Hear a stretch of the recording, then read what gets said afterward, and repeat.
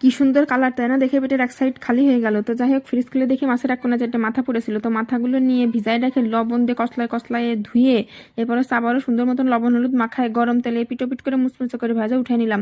নিয়ে ওই তেলে দিয়ে দিলাম আমরা 1 মুঠ মতো পেঁয়াজ। দিয়ে পেঁয়াজ নাড়াচাড়া করে লাল লাল হয়ে আসলে আবার এতে সমস্ত বাটা মশলা দিয়ে দিলাম। আদা, রসুন, শুকনো ঝাল, এলাচ, জিরে, লবঙ্গ, গোলমরিচ, দারচিনি দিয়ে বেটে ওই তেলে দিয়ে আবার কিছুক্ষণ নাড়াচাড়া করে একটু পানি দিয়ে দিলাম যেন মশলাটা পুড়ে না যায়। এরপর পরিমাণ মতো লবণ হলুদ দিয়ে আবার একটু নাড়াচাড়া করে কষিয়ে নিয়ে এরপর তেল উঠা হয়ে এলে এরপরে মাছের মাথাগুলো দিয়ে দিলাম। মাছের মাথাগুলো দিয়ে আবারও বেশ কিছুক্ষণ করে নাড়াচাড়া করে একটু ঝোলের পানি দিয়ে দিলাম।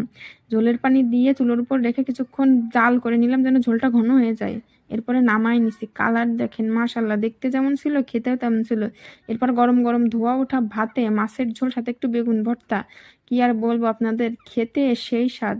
তো যাই হোক, ভিডিওটা যারা শেষ পর্যন্ত দেখলেন ধন্যবাদ সবাইকে। অবশ্যই একটা লাইক কমেন্ট করে যাবেন আর ফলো দিয়ে পাশে থাকবেন। আল্লাহ হাফেজ, ভালো থাকবেন সবাই।